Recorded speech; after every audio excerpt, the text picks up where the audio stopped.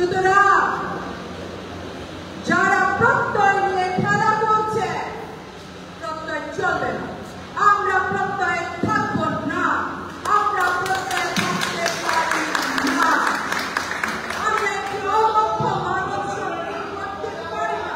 আমরা জন্মেও আমরা প্রত্যাখ্যান করেছি। ঢাকা বিশ্ববিদ্যালয়ের শিক্ষক সমাজ, শিক্ষক সমিতি প্রত্যাখ্যান করেছে, সেনেটে প্রত্যাখ্যান করেছি। প্রত্যয় is a dead horse. প্রত্যয়ের কোনো জায়গা নেই। সুতরাং হবে না, বরং এখন দিতে হবে। কি দিবে? সুপার গ্রেড দিবে। দিন বাংলাদেশ মানবের যে অঙ্গীকার, সেটি এখন আমাদের দিবে। নতুন প্রেসকেল দিবে, নতুন প্রেসকেল দিবে। দক্ষ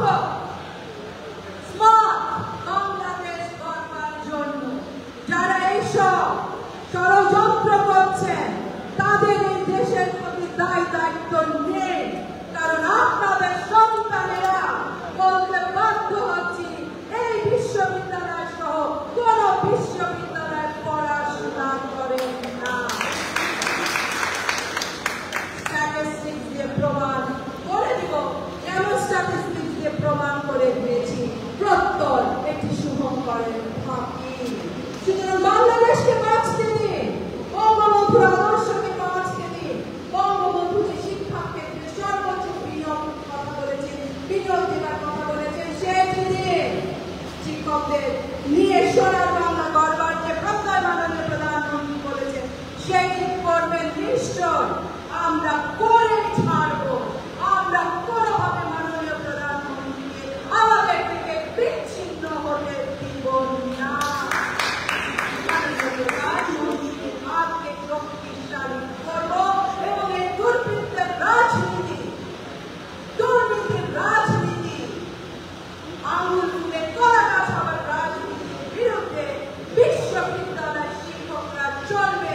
ওই গরিবের সন্তান, মেহনতি মানুষের সন্তান, প্রান্তিক জনগোষ্ঠীকে এগিয়ে নিয়ে সামনের স্মার্ট বাংলাদেশ, সাস্টেনেবল ডেভেলপমেন্ট, টেকসই উন্নয়নের ধারাকে বাঁচিয়ে রাখবার জন্য। সুতরাং কোন ব্যাখ্যায় কোন কাজ হবে না। আন্দোলন চলছে, আন্দোলন চলবে। আমি কথা বললে বিদায় নিচ্ছি। জয় বাংলা, জয় বঙ্গবন্ধু। সমাপ্তি আছে সম্মানিত আমাদের সভা। ঢাকা বিশ্ববিদ্যালয়ের আয়োজিত আজকের আমাদের যে অবস্থান, সেখানে আমাদের সম্বন্ধে বক্তব্য রেখেছেন আমাদের বিশ্ববিদ্যালয়ের শিক্ষক সমিতি ফেডারেশনের সভাপতি সহ বিভিন্ন নেতৃবৃন্দ বক্তব্য রেখেছেন। আজকে আমাদের সঙ্গে সংগতি প্রকাশ করতে জাতীয় জনক বঙ্গবন্ধু শেখ মুজিবুর রহমান মেডিকেল কলেজ, সেখান থেকে দুজন টিম এসেছেন। সর্বসম্মতিক্রমে সিদ্ধান্ত নিয়েছেন আমাদের আন্দোলনের সাথে আছে থাকবেন। আমরা স্মার্ট বাংলাদেশ করতে চাচ্ছি। 2042 সালে আমাদের প্রধানমন্ত্রীর নেতৃত্বে স্মার্ট বাংলাদেশ হবে। সেখানে শিক্ষকরা শিক্ষাদান পদ্ধতি চালু করে যে মেধাবী শিক্ষার্থীদেরকে পড়াবে, সেখান থেকে তো মেধাবী হবে, তারাই তো নেতৃত্ব দেবে। আমরা দেখছি সরকারের ভিতরে থেকে ছোট্ট একটি গ্রুপ, একটা নিউক্লিয়াস, তারা 2015 সালে ষড়যন্ত্র করেছে। যারা রাজতন্ত্রের মতো চলছে, রাজতন্ত্র চালাচ্ছে সরকারের ভিতরে থেকে। 2024 তারা একই কায়দায় পড়তে স্কিমে আমাদেরকে নিয়েছে। পড়তে স্কিম নিয়ে আমাদের কোনো বক্তব্য নেই।